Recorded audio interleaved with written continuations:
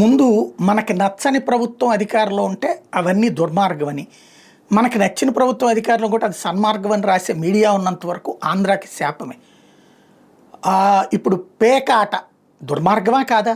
సరదాగా ఆడుకుంటే తప్పు లేదు, దాంతో జూదమాడితే తప్పే. ఇప్పుడు పేకాట క్లబ్బులు నడుస్తున్నాయా లేదా? రాష్ట్రంలో క్లబ్బుల్లో పేకాటలో డబ్బులతో ఆడుతున్నారా లేదా? కోట్లు నష్టపోతున్నారా లేదా? అన్ని పనులు మానేసి అదే వ్యసనంగా అలవాటు పడ్డ వాళ్ళు పెరుగుతున్నారా లేదా? ఎవడు పట్టించుకుంటాడు? ఎవడు చెప్తాడు సమాధానం? ఎందుకంటే రిచ్ గేమ్ కాబట్టి ఆ రిచ్ కుటుంబాల వాళ్ళు ఫీల్ అయినా బయటికి చెప్పుకుంటే పరువులు పోతుంది. రెండవది, కంట్రోల్ చేద్దామంటే సాధ్యం కాదు. Number 2, liquor. ఒకప్పుడు అయ్యో లిక్కర్ తాగితే చచ్చిపోతారు, పేదలు అనాథలు అయిపోతారు, వాళ్ళ బిడ్డలు అనాథలు అయిపోతారు, భార్యలు వితంతువులు అయిపోతారు, ఆసుపత్రులు పాలైపోతారు, జీవితాలు నాశనం అయిపోతాయి అంటూ నెలల తరబడి సంవత్సరాల తరబడి ఉపన్యాసాలు ఇచ్చి డిబేట్లు పెట్టి ఆ పైన ప్రజల్ని కన్విన్స్ చేసి రెచ్చగొట్టి రోడ్లెక్కిచ్చి మద్యం నిషేధం చేసి ఆ తర్వాత ఏడాది తిరిగేటప్పటికి అయ్యయ్యో ఈ మందు పక్క రాష్ట్రాల నుంచి తెప్పించుకు తాగేస్తున్నారు కాబట్టి ఆ డబ్బులన్నీ ఆంధ్రాకి నష్టపోతున్నారు, అదే గనక ఆ మందు ఇక్కడే అమ్మేసేస్తే ఆ డబ్బులు వస్తే ఆ డబ్బులతో ఈ తాగుబోతులు బాగు చేయడానికి ప్రయోజనం చేకూర్చొచ్చు అంటూ మళ్ళీ ఇంకొక దిక్కుమాలి నేరేషన్ క్రియేట్ చేసి తద్వారా మద్య నిషేధాన్ని ఎత్తేసి దశాబ్దాలుగా సాగిస్తూ ఇప్పుడు వచ్చేటప్పటికి మొన్నటిసారి ఎలక్షన్లో విచిత్రం ఏంటంటే తక్కువ రేటుతో మందు అమ్మిస్తాం, మీకు మంచి నాణ్యమైన మందు అమ్మిస్తాం అంటే బాగా తాగి ప్రశాంతంగా ఆరోగ్యంగా ఉండొచ్చు అని చెప్పేటటువంటి విచిత్రమైన దాన్ని నమ్మేటటువంటి సిచ్యువేషన్లో రేపో మాపో గంజాయిని కూడా చట్టబద్ధం చేసేస్తారేమో.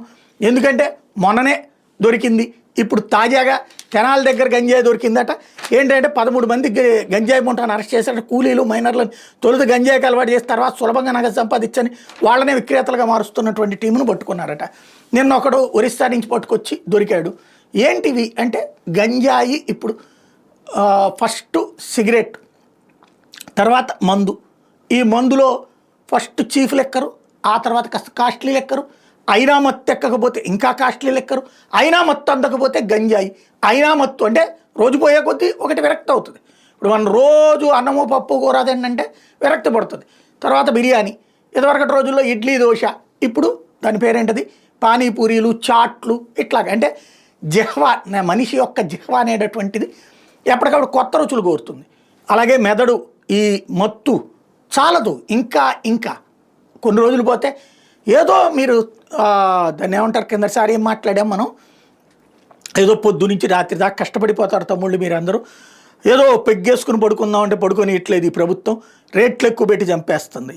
రేపు పొద్దున ఏదో తమ్ముళ్ళు మీరందరూ కూడా మందు తాగేస్తే ఇదే అంత గంజాయి వేసుకుని ప్రశాంతంగా పడుకుందాం అంటే మిమ్మల్ని పడుకొని ఇట్లేదు.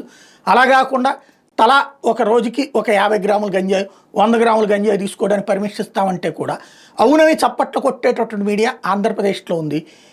అది దానివలన వాళ్ళు ఆరోగ్యకరమైన గంజాయి తీసుకుంటారు, లేకపోతే పాడైపోయిన గంజాయి అని చెప్పేసి వార్తలు రాసే మీడియా ఉంది. కాబట్టి భవిష్యత్తులో ఏం జరిగినా ఆశ్చర్యపోనక్కర్లేదు.